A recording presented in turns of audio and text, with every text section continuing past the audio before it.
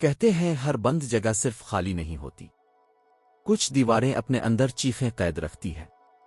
ये कहानी है एक पुराने अस्पताल की, जहां मरीजों के बजाय साए बसते हैं।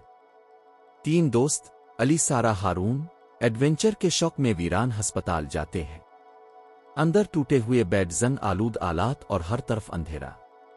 अचानक दूर से बच्चों के हंसने की आवाज आती है, लेकिन अस्पताल में कोई नहीं। ये आवाज कहां से आई?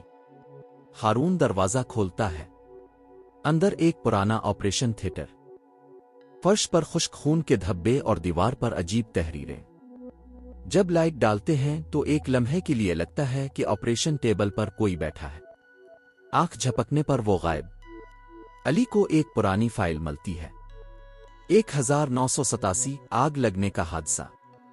मरीज और डॉक्टर जिंदा जल गए।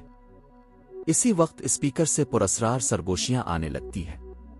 हम यहां हैं, हमें छोड़कर मत जाओ।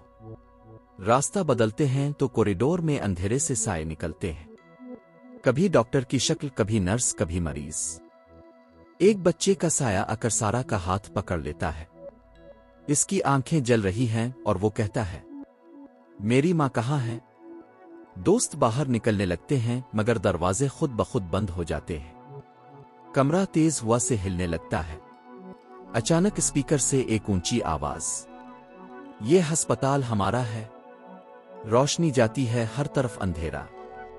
एक लम्हे बाद तीनों को अपने आसपास जिंदा जलते लोगों के हियोले दिखाई देते हैं। अगली सुबह अस्पताल के बाहर सिर्फ एक मोबाइल फोन मिलता है।